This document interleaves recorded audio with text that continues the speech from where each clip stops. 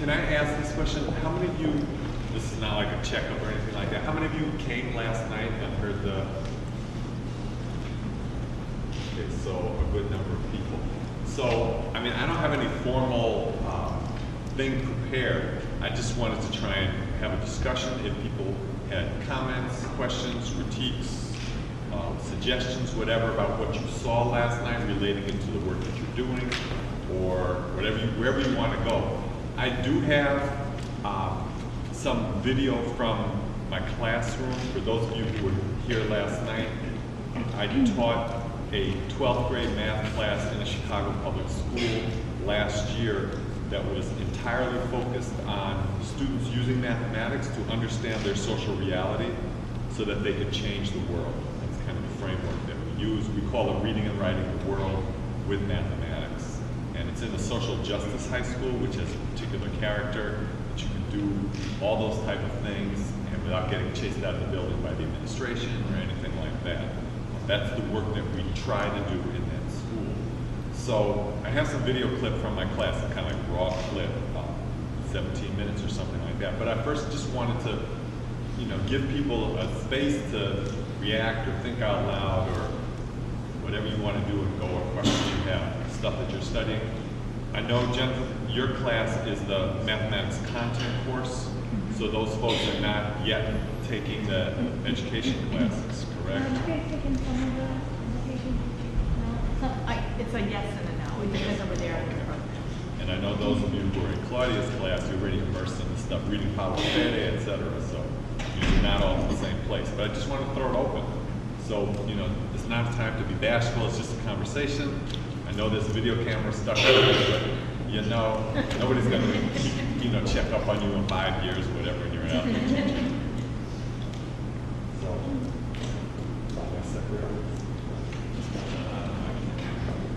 Rico, I want to know, last night you were talking about the idea of starting small. And, for my students who are thinking about, implementing mathematics education in the classroom and teaching mathematics, what would you do to encourage somebody? I mean, what would that look like for a 5th grade classroom or a 6th grade classroom? How would you go about doing that? Everybody get a question? Okay. So I will rely on a 5th grade classroom teacher's work to answer that. The book that some of you saw or may know of, Rethinking Mathematics, a copy of that? Whatever. That's an edited volume, and I worked to help put it together. It's put together by Rethinking Schools, which is a group, rethinkingschools.org. If you don't know them, you should. They do a lot of work, mainly things that are written by teachers for teachers in the classroom to do this type of work. There's a big blue book. You can get it online for like $15 or something like that. And this is a 2005 volume. We're actually thinking about doing another version to kind of update it. More elementary, because it's mainly middle and high school. Rethinking mathematics, right? To kind of think about how we teach mathematics, but not just rethinking in the sense of having mathematics be not plug and chug and drill and kill, as people say, but we want people to be able to understand the mathematics that they use, not just in that way, but more so to think about using mathematics as a way to make sense of what's happening in terms of justice and injustice issues in the world. That's really the emphasis of this book. And so Bob Peterson, the co-editor of this, is a 5th grade teacher. He's been teaching in Milwaukee, in a Milwaukee public school. He's my age. He's been doing this work about 26 years or something like that. He's stayed in the classroom. He's really a model. And he and I, when we co-wrote the introduction, I'll actually just use, there's an example in the introduction here.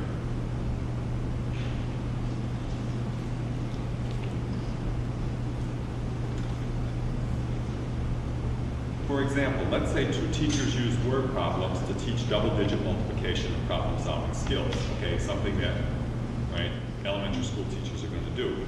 They each present a problem to their students. The first teacher presents this one.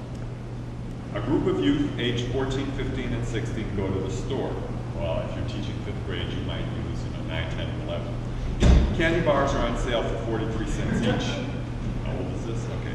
Candy bars are on sale for 43 cents each. They buy a total of 12 candy bars.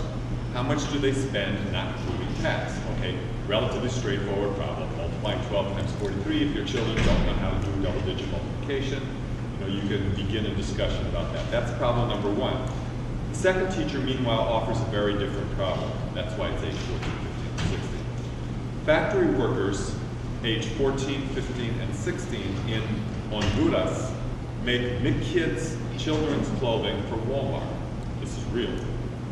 Each worker earns 43 cents an hour and works a 14-hour shift each day. How much does each worker make in one day, excluding any fees deducted by employers? You got these two problems? What do you all think? What's the difference in these two problems?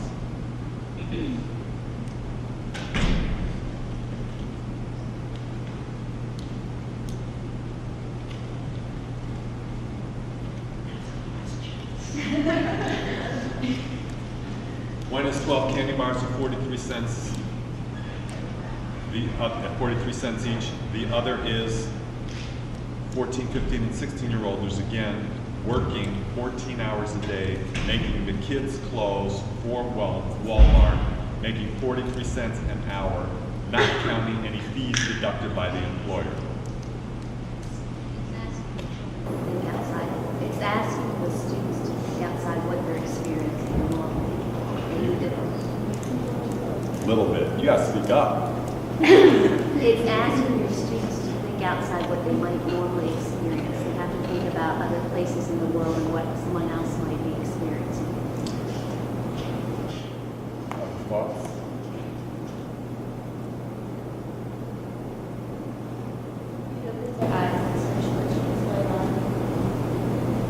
Can you hear her? Come on, you gonna be a teacher? You know when they say teacher voice? It opens their eyes to social issues that are going on in the world today.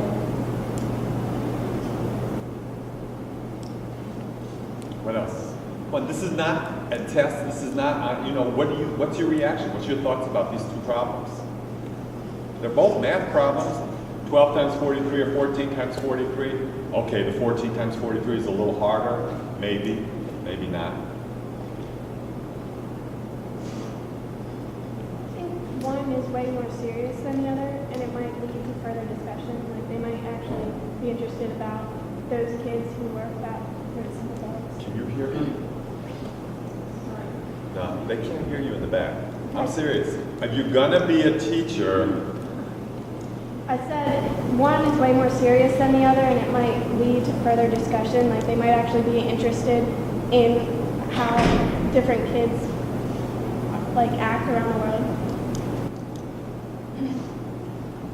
It becomes not just a made-up problem, it then becomes like a real, it's not just numbers that they put together on paper, it's like actual statistics, facts. Yeah, like integration across the curriculum, you have relational to just math, and then social studies and other content areas as well. So it's not strictly just learning about math. From the age they're teaching us, the kids that the problem is, their age, and so they're like, oh, these kids are actually working 14 hours a day while I'm in school, and they're only making money. or a little bit older than that maybe. Well, yeah, close to their age. So the students in your class might be able to see themselves in the people in the story. And it crosses curricular disciplines, and it's about the real world, and it can open up conversations.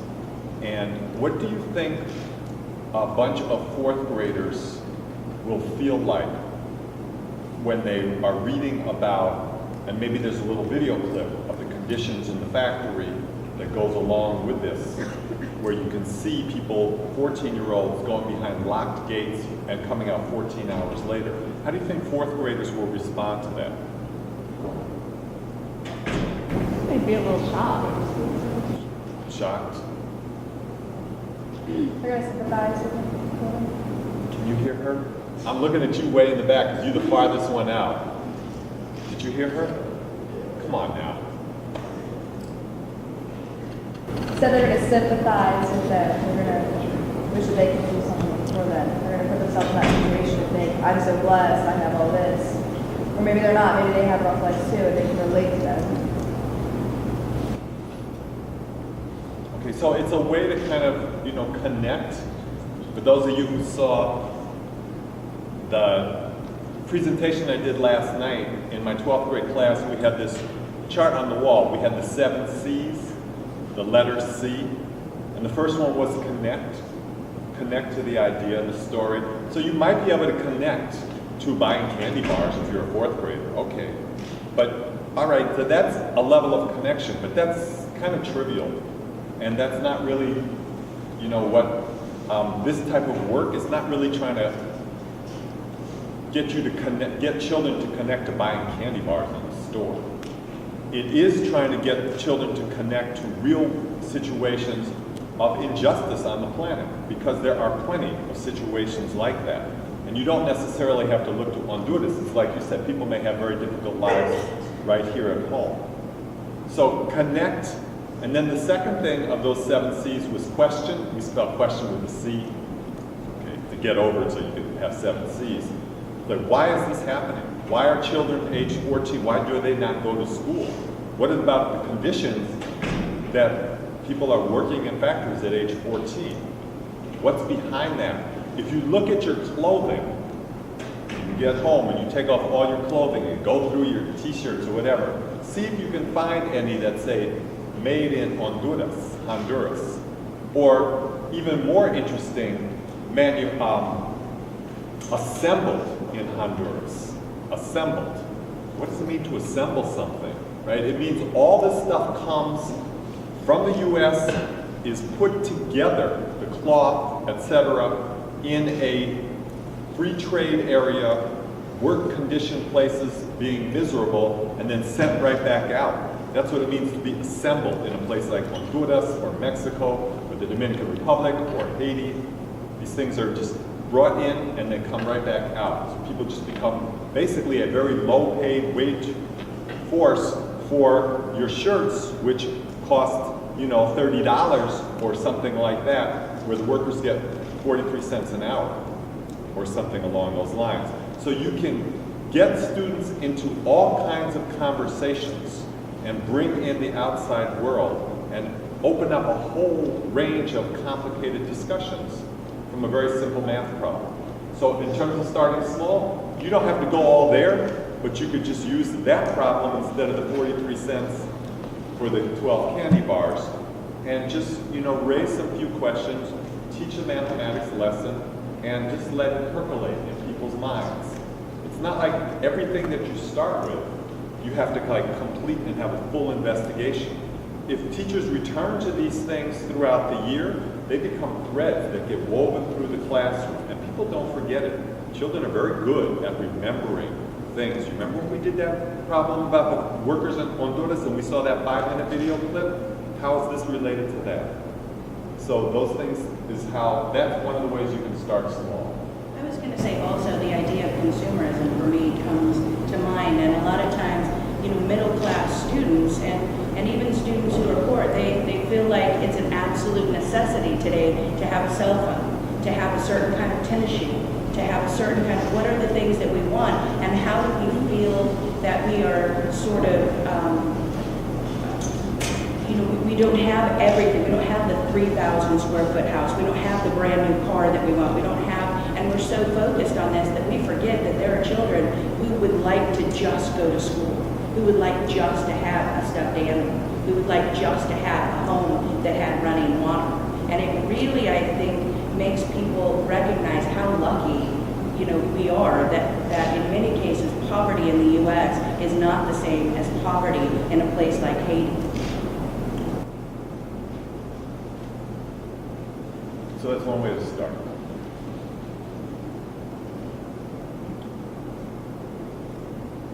I have a practical question. I I think it's very good. I can really be the teacher person. I think it's really good to have problems in context. Now, in my class, we focus on not only once you have a problem in context, but approaching it in a conceptual manner.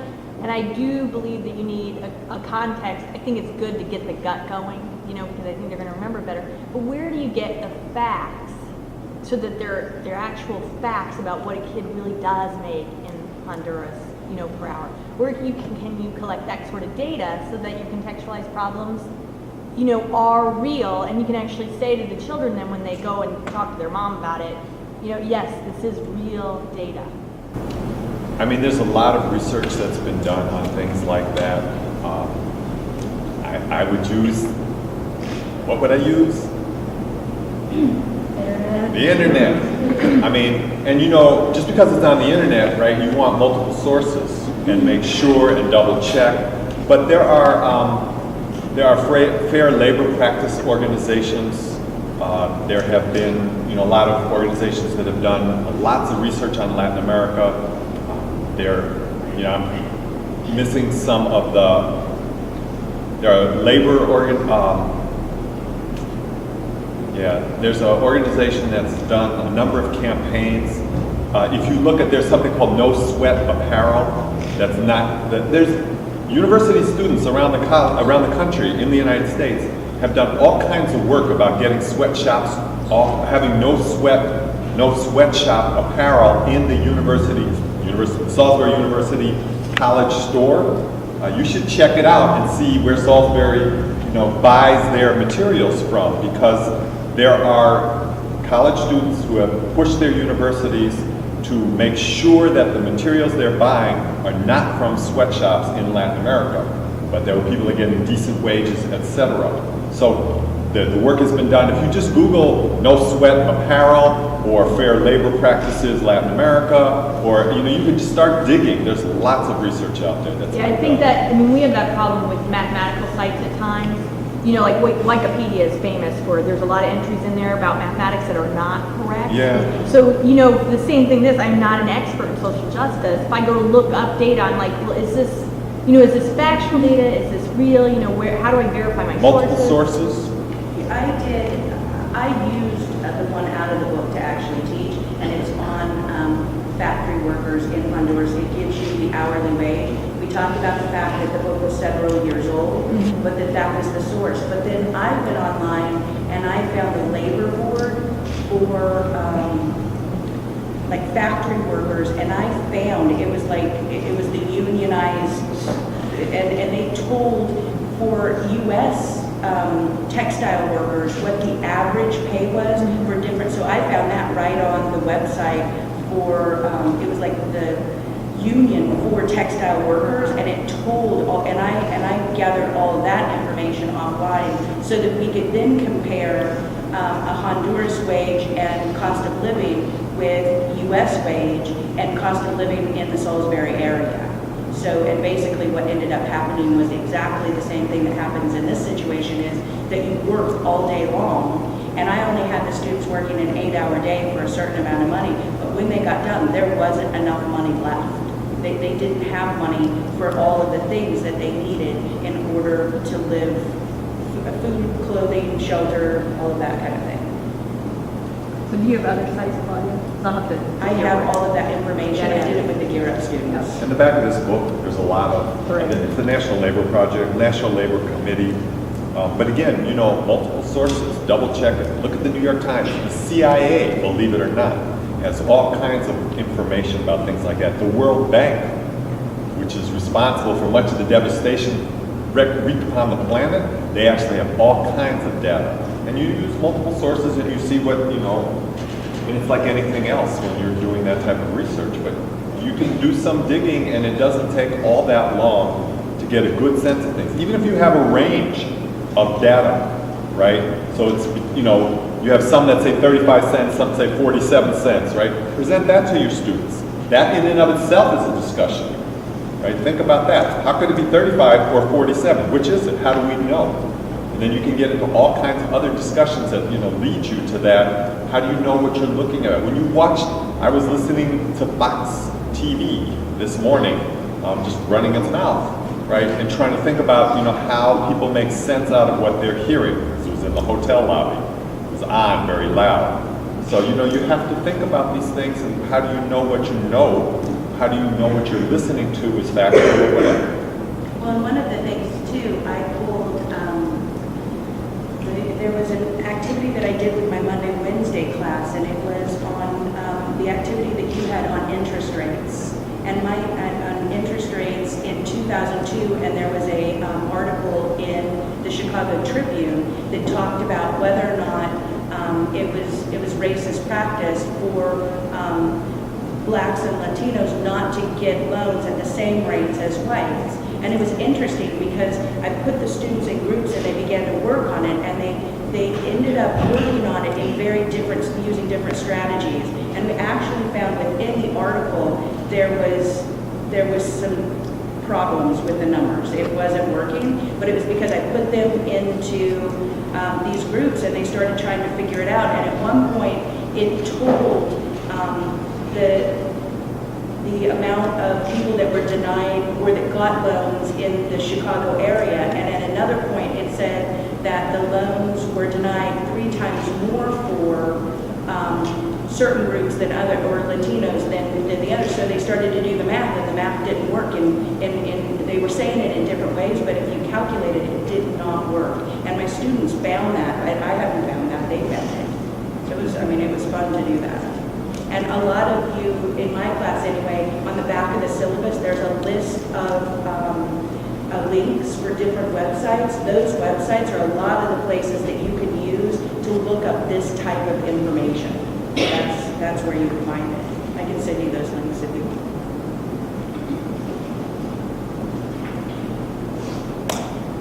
Okay, what else? Come on, people.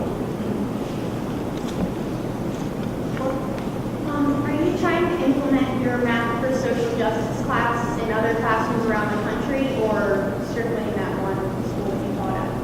No, that's your job. Oh. I didn't know if you were trying to work on that, or it's being implemented in other classrooms. Across the country, people are doing this work. That's one of the points I was trying to make last night. This is by no means just me. This book is mainly written by classroom teachers who are trying to do this type of work and are trying to share the lessons of what we're learning, whether it's in 5th grade class, 12th grade class, 1st grade class, across the board. So yes, there actually have been 2 national conferences specifically around mathematics for social justice. Everybody should take down this website if you don't know it already, radicalmath.org. All one word, radicalmath.org. That's the group that has put together these 2 conferences, 2007 and 2008. I think there's going to be one in the fall of 2010. They've been in Brooklyn, New York, which is just a hop, skip, and a jump up from here. So definitely encourage people to go to that. If you're going to be a math teacher. These are national conferences. People come from across the United States, West Coast people. They've had about 400 or 500 people. There's just a growing national movement around this idea. We call it the Education for Liberation movement. 8 years ago, it was, just really under the radar. Today, there are organizations, Teachers for Social Justice type organizations around the country. There's one in Philadelphia, there's one in New York. I'm trying to think of near here. I don't yet know of anything in Baltimore or DC. I don't think in Salisbury yet, but that's for you all to get going. Eastern Shore down here, where teachers are doing this type of work across subject area and working with each other. This is not solo work. We do this collaboratively, and we learn from each other. It's a collective process of understanding this stuff and trying to figure it out together. We have to rely on each other to do this. There's no blueprints. You're not going to find this in a book, right? This is how you teach mathematics for social justice. It's not like that, right? We have to disabuse anybody of that notion. We have to figure this stuff out collectively together, learning from each other, and make the road. So yeah, there's a lot of people doing this. And yes, we are trying to spread it. Yeah. What forms of assessments did you use in the classroom? Yeah, I I made up my curriculum, so I also made up the assessments. And the assessments are very kind of open-ended, that I'm really asking people to communicate their mathematical understanding and their thinking. So this came up in Dr. Groth, Groth. Growth, okay. Dr. Groth's class yesterday, somebody asked a similar question. So we were looking, I showed a video clip from my class yesterday in Dr. Groth's class. I showed a clip from last year reteaching, and we were looking at a certain type of system. It's called a dynamical system that has two equations. So the final project was, tell me why a dynamical system. The question was, I'm trying to remember exactly what it was, but it was basically a dynamical system has two equations, a difference equation and a starting equation. Why? Why do we need them both? What's the point of each one? What do they help us do? So students had to, it's not like how many equations does a dynamical system have and what are the names of the equations. I told people that because they knew that anyhow. The question is, what meaning do you make out of this? What's the purpose of these? What's the value of them? What do they help us understand about the situation? So students had to write. Okay, math assessment, you're writing? Yeah, because that's how you explain what you think. Right? That's how you get your understanding out. So people have to write. They also have to do some computations with those dynamical systems. But they're not, so-called plug and chug. It's not rote memorization. None of my assessments were ever closed book, closed note, or anything like that. And I don't believe in that. It's not like, what's the formula or anything like that. It's not my philosophy of learning mathematics. It's how do you use what you know. And to be honest, anybody who practices mathematics in the real world, they never have to rely on their memory. They're always, ask a mathematician. She's surrounded by her books, her journals, her internet, her colleagues. She has time. She has all these resources around her to do some creation of knowledge. It's not memorization, putting people in a box with a clock on them and trying to produce a certain amount of answers in a finite amount of time. That's ridiculous. That's not how people do real work in the real world. That's inauthentic. It's only in school where people do that type of stuff. So we have to get out of that and think more about how people actually produce knowledge in the real world and assess in the same way. So that's kind of my philosophy and how I try to do it. In your opinion, what's a good way to integrate this critical math in first and second grade classrooms where math is just being introduced? Yeah, that's really hard. Mainly it's hard because the first and second grade teachers haven't yet figured that out and then told the rest of us how they do it. But the numbers that people do in first and second grade classes, people give simple word problems like, there are for 6 chairs in 3 rows, how many chairs are there all together here? Some simple type of grouping problem like that. I would try to have some kind of real situations that come from people's real lives and their real communities and try and bring some things in there. I had a friend who was a first grade teacher, and she actually got on the front cover. This was in a Chicago public school. She ended up being on the front cover, the cover story in Chicago, the Sunday Chicago Tribune magazine section, right? So it's in-depth, in-feature article. Why? Because there were some Chicago Tribune reporters who happened to be in her school, and they walked by her classroom. Outside on her bulletin board, she had these questions that the students in her class had generated about their community and their neighborhood, that she had just had a discussion with these first graders, and they, asked real questions about the conditions of their lives in their community. So she was working with them in terms of thinking about what's happening in your life, in your neighborhood, in your building. They lived in 21-story buildings in the Chicago housing projects in Chicago, and they were generating the questions about their lives. So the challenge is taking people's reality and thinking about where are the mathematical aspects of that at a particular grade level that you can pull out of the reality and recirculate to people in the form of a mathematics question. That's the difficult work to do. And that's true whether it's at 12th grade or at first grade. So you have to, I think, understand the real issues in people's lives and then look at those things through a mathematical lens. And if you're talking about first and second grade, the mathematical lens is going to be relatively simple. Addition, early arithmetic, maybe a little geometry, not much more than that. Okay, so that's how I think you have to approach it. It's not like there's a formula to how we can do that.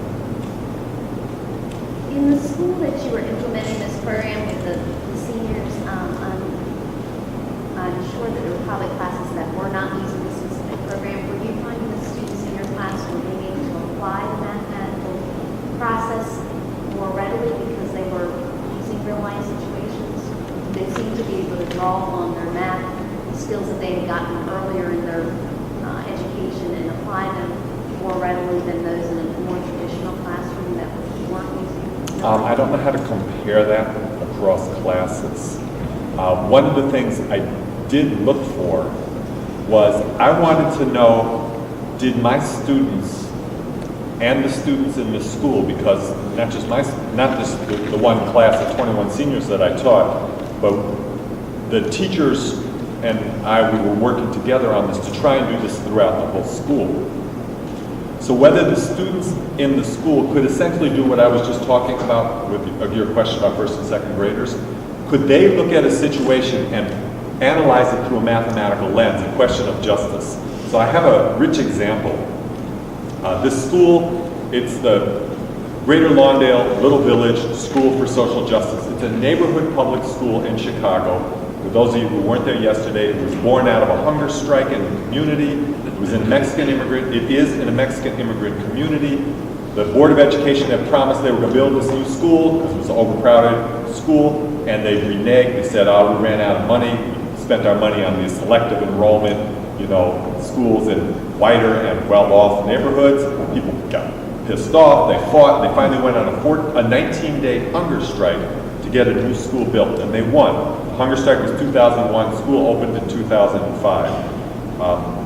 The school is 70% Latino, mainly Mexican, and 30% African American. Okay, the school has lots of problems and issues. Just because there's actually 4 small schools in the building, each school about close to 400 students, and it opened in 2005. Each year, another 9th grade came in each of the 4 schools. So now we have a full complement. We have about 1,500 students on the campus, and we're in the 5th year of the 4 schools. And the Social Justice High School, SOJO, is the one that I've been working with. The campus is 70% Latino and 30% Black. Okay, it comes from 2 communities that border each other, and students come there. But there's real problems in the school. One of the issues is that because the school, this is my view, okay, because the school is in a Mexican community, it's very much a Latino space. The custodial workers are Latino. In SOJO, Social Justice High School, the office staff are Latino, and so and it's not in the Black community, it's in the Latino community, and the Black students have to come into, they have to cross the railroad tracks. I'm not lying, there's a viaduct, you have to go under the viaduct to get to the Mexican community, Little Village, and there have been racial tensions, quite a few in that school. The school is clearly a brown space, a Latino space, safe for Latino students. It is not as much a Black space as it is a brown space in that school. So that's an issue, and it plays out in different ways. And one of the ways it plays out is that Black students do not do as well as Latino students in the school. And that's a real problem, because the school is supposed to be for all the students. So, I know I'm telling a long story, but this is very relevant. One of my students from last year was talking to a friend of hers in the library. They had a study hall period, and I was in the library. They're both Black, and I was listening to them. And the student who was in my class was talking about, there was a class for students who were either who had, their credit recovery, or they hadn't been passing, et cetera, et cetera. And she walked into that classroom, and it was like 2/3 Black. Okay, now mind you, the school is, about 1/3 Black. And so she was telling her Black friend, and she was, saying, that's not the way it's supposed to be. This school is 70% Latino. I walked into that space, it should have been 70% Latino, it was 70% Black. She saw the racial disproportionality, right? The numbers were flipped. If everything else was equal and you had a class of students who were struggling and the school's 70% Latino, it's like racial profiling. You would expect the recovery class to be 70% Latino. And I'm just sitting there listening to her reading the world with mathematics, using the mathematics to make a political judgment and understand that something was not right there, spontaneously on her own. And I was like, this is exactly what we are hoping that students come. They can come out there, take a mathematical lens, see things in the world and say, you know what, this is not right. So I would love to see more examples of that. I don't know, it's very hard.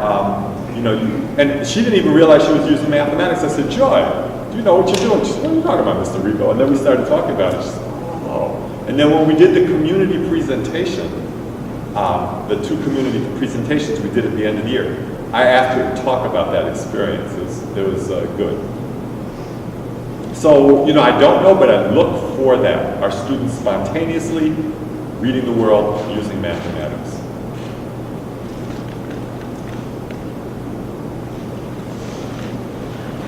This class goes to what, quarter to 11? 11:15. Jennifer, how late does your class go? 10:45. They don't want to say that. 10:45. I speak what time my class. I just keep Yeah, that's going what I until they thought. tell me to stop. Do you all want to see some video from a class? You sure? Nobody gonna nod out? Start texting? Before you do that, can I ask you one more question Yeah. that we talked about in class? And that was, whether or not it's appropriate in an educational setting to bring in your opinions as an educator. Is that okay? And what did people say? Who said yes? Why? I think it lets your students see you as a person too, but I think you need to always just say, this is my opinion. You need to say it's not a fact, it's your opinion if people are going to bring your opinion in. I think you should, because if you're only stating facts, the kids are never going to give you their opinion. Do children think you have opinions? Come on. Of course they know. You think these children are smart enough to know that adults have views? They know. Did you know your parents had opinions? Yeah. Come on. Of course kids know that adults have views, and they want to know those views. Right? So, are you going to pretend you don't have views? Then who are you fooling if you try and pretend you don't have views? But I really agree, it's not simple to put out your view and at the same time make it clear that students can push back, can challenge, can disagree, have the right to their own views. That's a delicate balance. And that's an ongoing thing that Paulo Freire wrote about repeatedly, including in Pedagogy of Freedom.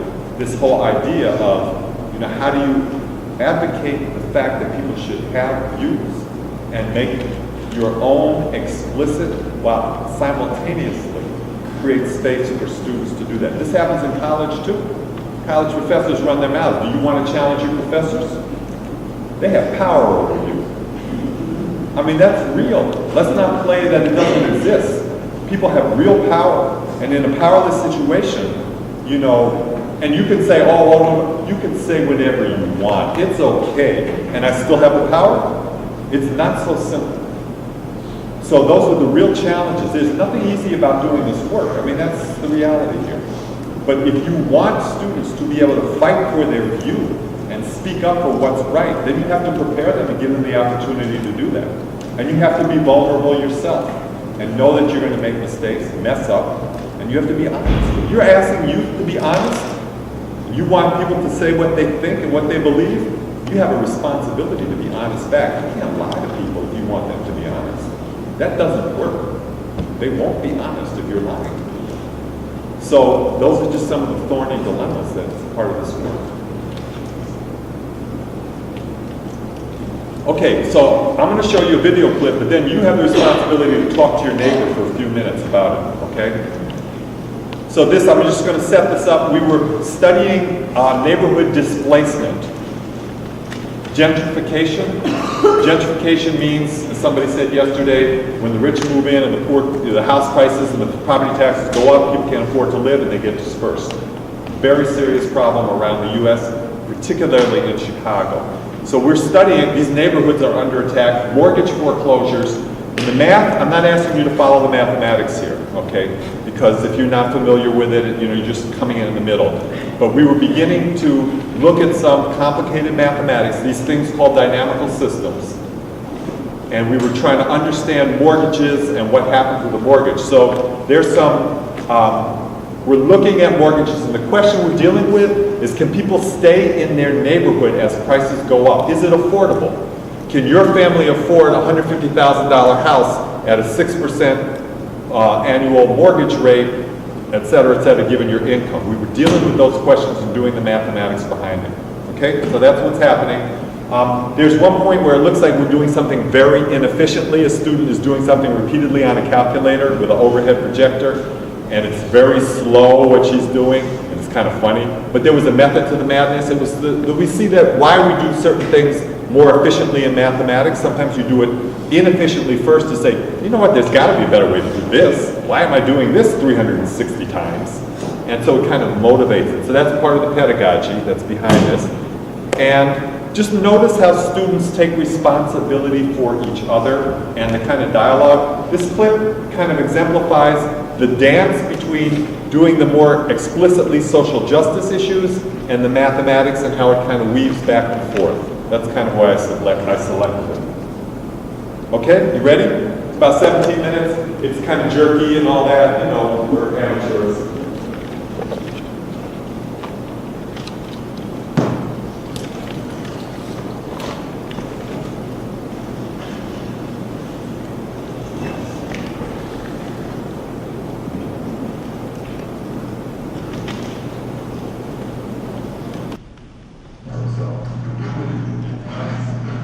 Second equation, a sub n plus 1 is going to be equal to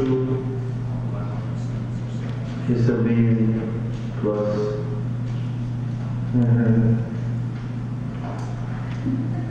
0.3 times that. Everybody see this over here? Let's say. And a sub n plus 1 equals a sub n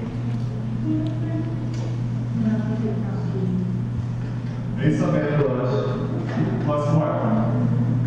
Tony. Plus 0.06 times a sub n.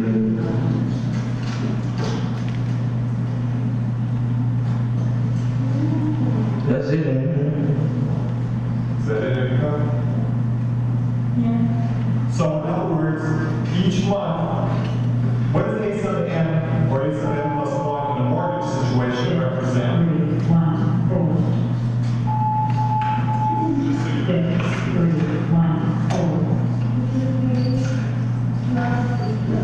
A sub n at any given point in time, we just did it if we go with the deposit. What did a sub n represent with the deposit? The income. What did you say? Next, but the next means what in the situation you put money in the bank? Every month. Say what? Your balance. Your balance. How much money you have in the bank? Okay, that's what a sub n represents in the deposit situation, right, Alex? What does a sub n represent in the mortgage situation? Your mortgage payment. Not your mortgage payment. How much you owe. A sub n is how much you owe. Okay? $150,000 is how much you owe when you sign that mortgage, or when your parents sign that mortgage. Yes? So at any point in time, a sub n is how much you owe. Okay, so look at this equation.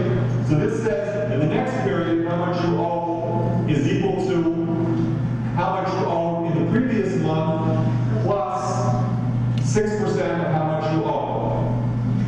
What's going to happen to your mortgage? It's going to go up without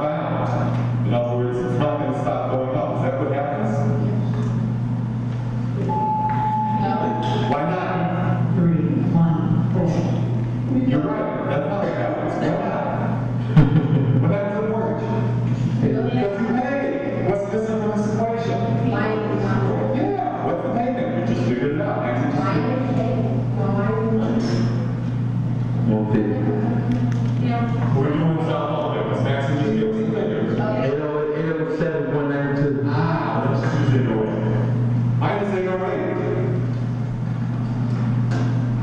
Okay? Now there's still something wrong with this equation. What is it? Think very carefully. There's still something wrong with this equation. Ms. Robinson, what is it? What definition? No, because these together.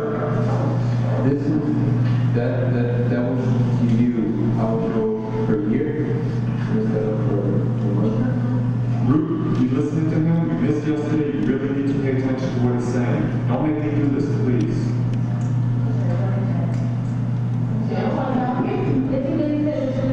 It was Alex.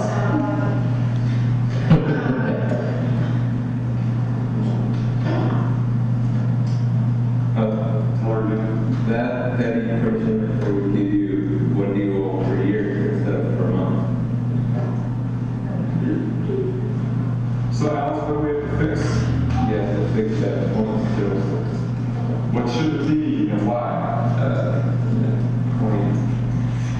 0.005. You said that should be 0.005. What? Who told me? Go ahead, why? You said that. The 6% interest. Say it loud, Ganesha. Ganesha, you know what you're saying. Don't say nothing.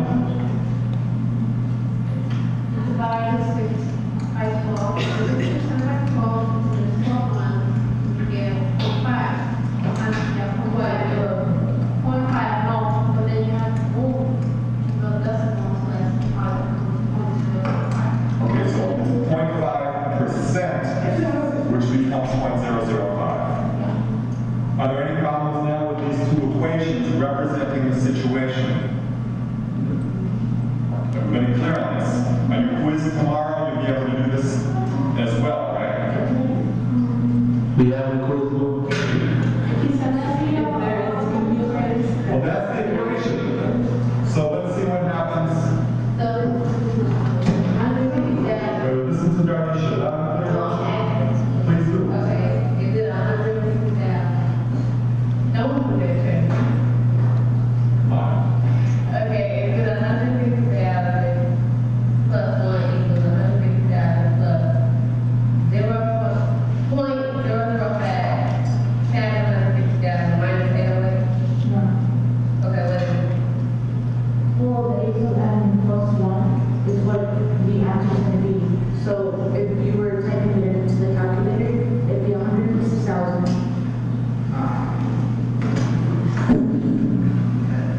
Not if you were, I will, and it's the other side, so you know how to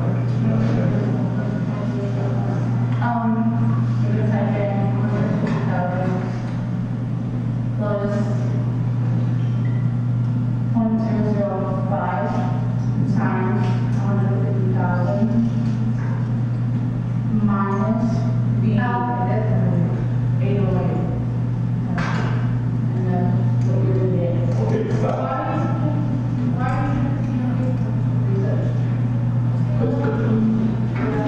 But that's what you paid on your mortgage every month. Say it loud.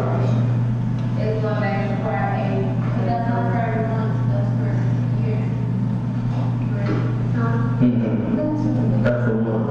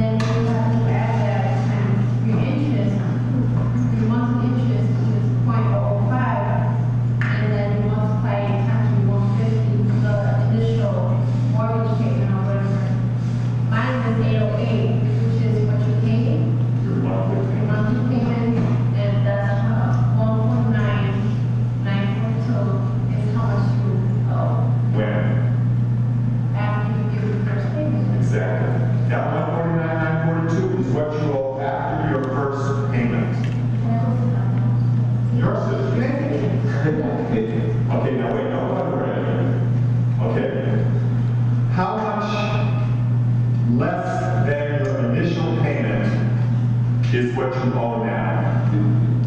How much else? $58. How much did you pay? Think. The rest of the money, ponder that, people. The first payment of $808, $750 goes to interest in the bank. Only $58 reduces your loan balance. Understand how capitalism works, how banking works. Almost 15 times as much as reducing the payment goes to the interest, which is pure profit for the bank that they have to pay their employees. That's how they make money. Okay, so now what does Amy do to change this in the ways that we've been doing so that she can continue to figure it out? Press second answer so that you could do the problem all over again. Second entry, right? And then you need to go back up to 150,000 and you press second answer and then you remove the number that you had before because it's being replaced by the previous answer. And then you do that again to the next one and then you delete the numbers there. You get the next month. Okay, so that's after how many months? Two. All right. People ponder what she did there. She did it faster and shorter way than I knew how to do it. Thank you, Amy, for teaching me how to do that. Ask her, she's there. This number? That's how much you want to draw. That would be how you get.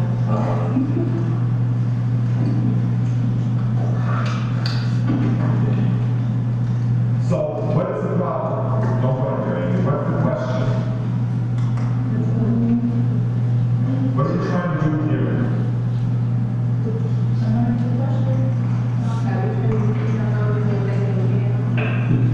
Not only rent, we're trying to say we have to afford this mortgage. How many payments are there altogether?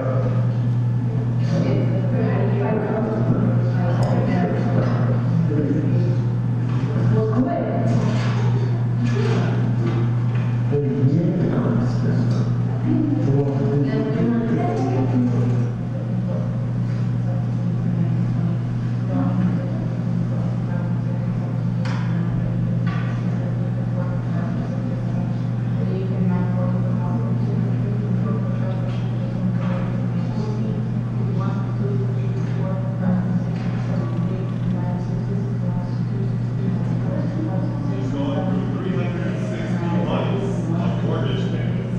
See what's left at the end.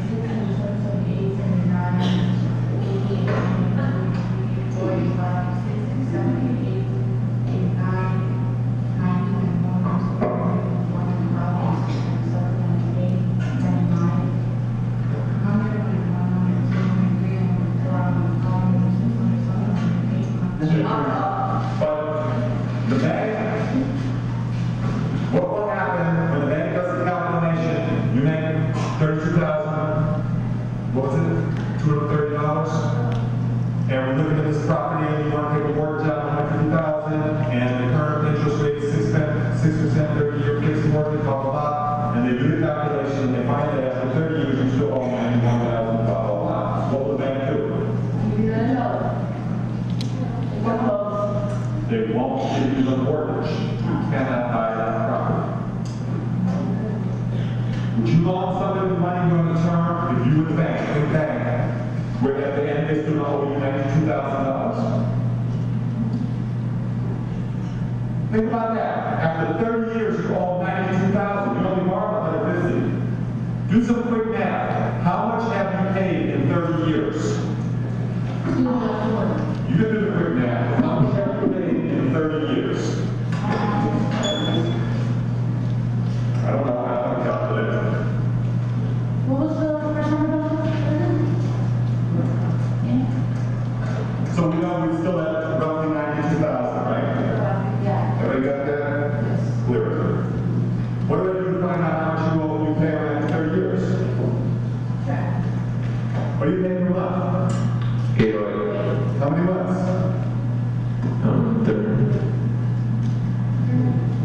360 months.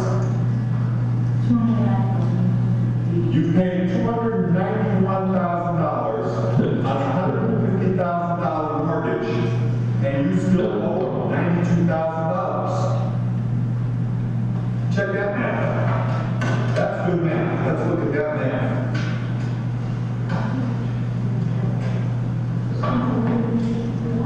$150,000 minus $291,000 equals $92,000.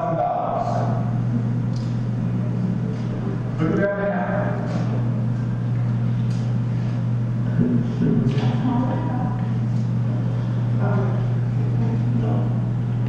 Think about that. Hey, you started with 150, you paid 291, and you still owe $92,000. Good math, huh? What's going on here? Taking your money.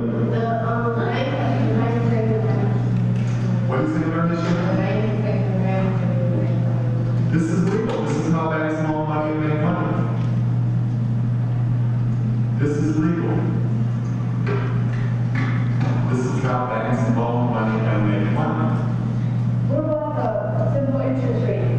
As the principal goes down, the interest also reduces, so Not only 30-year fixed mortgages, the interest rate does not change on a fixed rate mortgage. The interest rate, that's at 6% a year or 0.5% per month. Okay? The monthly payment doesn't change either. What changes is the balance of what you owe. It does go down.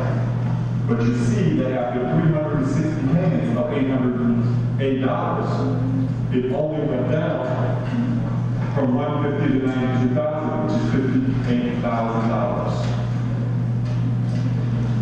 You see that? yeah, but then that way you have to spend more money to, so instead of spending $808 a month, they would have to spend more in order so that principal money to do, so the more you do, the more you do.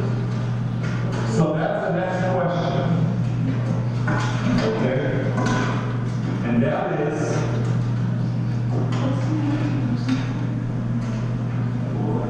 there's a few questions. What could you ask here? What are some questions you could ask here?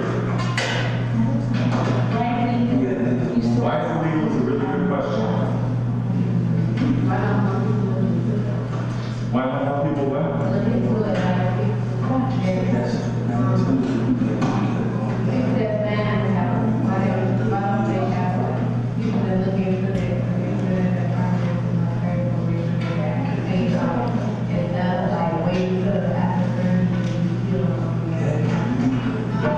That's an excellent question. Okay, stop. The music is our school bell. Okay, so talk to somebody sitting next to you about what you saw, what questions you have for a few minutes, and then we'll just have a quick discussion.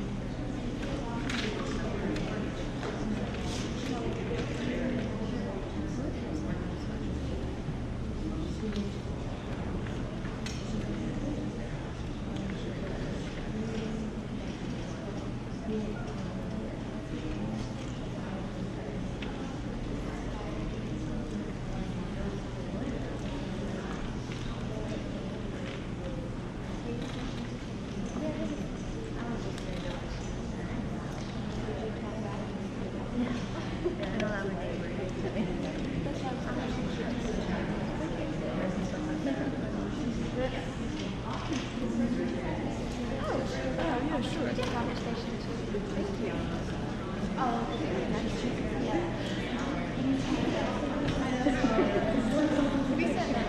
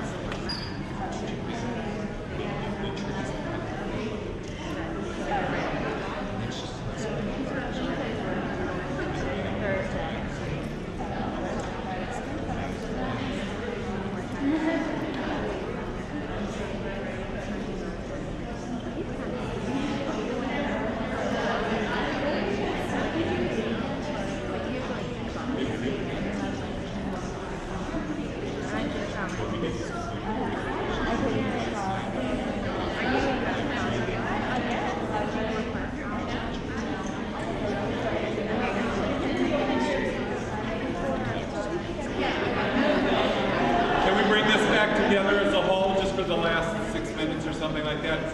Any thoughts, comments people want to raise? A minute ago you were talking like that, so.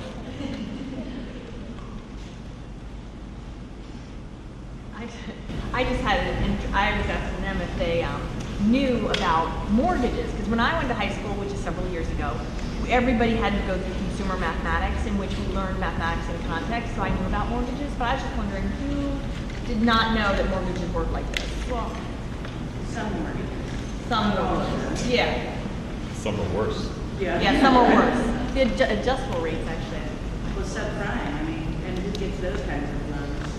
That's what we were talking about, the idea that who usually gets a subprime mortgage, or who gets an arm on the end of their loan. It's usually the people that can't afford to come out of the situation. So then the question to me comes up, how are the banks paying for these huge $1 million bonuses? Who is paying for those bonuses? And the question for me is horrible. Because unfortunately, it's those people who have those loans who are paying the bonuses that are multi-million dollars. And, and yet we keep putting our money in Bank Americas. We keep putting our money in Citibanks. We can do something. You vote with where you choose to put your money, where you choose to get a loan for your home, and where you choose to get a credit card. So you do have a voice. I was just going to say that I definitely think teachers should teach this stuff, because I don't know how to do it, and I'm going to have to know how to do it, and it's really imperative. Does anybody know anybody here whose house is either behind where the owner of the house is either behind in payments, started foreclosure process, in foreclosure, lost the house. Raise your hand if you know anybody in that situation at all. Most of you. Most of you. Say when I moved into my development, it was actually right at the, when the economy was kind of on the downfall. And since then, I have seen at least like 6 homes go in foreclosure just around where I live. I mean, it's just a small little area, so it's kind of. The unfortunate thing is that all of you, I bet, know people, but you don't know because it's an embarrassment for people. It's something that we aren't talking about because people don't want to talk about it. I will tell you that you have people that are in your classes. You have people that are losing their homes that you sit next to. You stand in line with people in the grocery store. You interact with people constantly where their parents are losing their home or they are losing a home or because, I've heard the story over and over from people who are in your position right now. It's a parent, it's a person that they live with, it's the house that they're living in right then and they're renting. It's somebody. You know people, but you might not know the condition that they're in. Raise your hands up high if you know anybody who's maxed out on a credit card. The mathematics behind the credit cards is very similar to here. These are the same stories. So you already are involved in or with people who have these experiences. Okay, so then you have to ask the question, is this a justice issue? If so, in what way? And how does looking at the mathematics help us understand? Did people get that equation? 150,000, the initial mortgage amount, minus 291,000, the amount paid over 30 years, equals 92,000, the amount still owed. How does that work for math? 150 minus 291 equals 92? Right? Something strange in the mathematics? That's the real world mathematics. Okay? That's what we were studying to understand that equation. The students in this video, some of them have done presentations similar to what I'm doing right now, and they put that equation on the board. 150,000 minus 291,000 equals 92,000. And ask the adults, the math teachers, and the math educators, and the mathematicians in the audience, what does this equation mean? Figure it out. Talk to your neighbor. People are like, what the hell are these kids talking about? It doesn't make any sense. And they're trying to figure it out. And then they tell them what it's about, and then they go through this, right? This is the idea of what's happening in the world and how we can use mathematics to understand social reality. And the question of what you do about that, that's another whole discussion that people have to figure out collectively over their lives. To how do you change things so that people do not have these type of situations. After all, there are some faith communities, I think Islam is one, Jews is another, that you're not supposed to charge interest on loans, period. It's not part of what you do. It's not part of that worldview.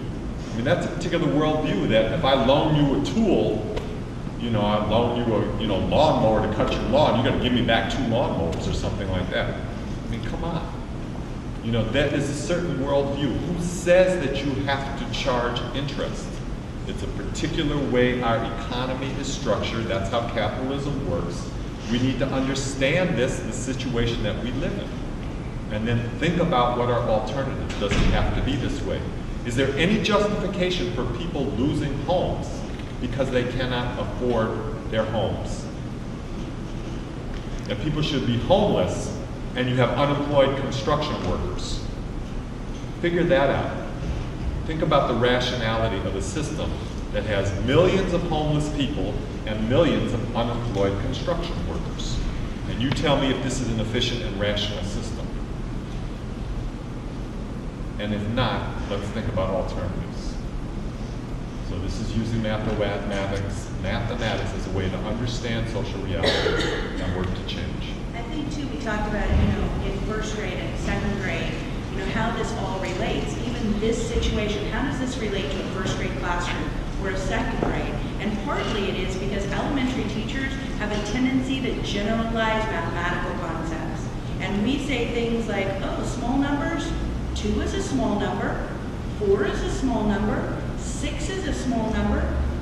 But when you go from an interest rate that's 3.75 to a 6-point interest rate on a house that cost $150,000, it's no longer a small number. A small increase like that becomes a huge issue. So we can't just tell kids that numbers are small. Numbers have to be put into some kind of context before we even discuss them, because small numbers like 6 or 9 in interest rates are huge. They're big numbers, not small. Here's an example of a first and second grade math problem. Put up a situation where somebody loans 20 cents, and then you pay them back 20 cents, okay? And then put in a situation where you loan 20 cents, and you pay back the 20 cents plus a penny a month. And figure that out, and then how much more, etc. Just take that idea and go with it, and you can see what you can do in first and second grade math. Just an idea. Thank you all.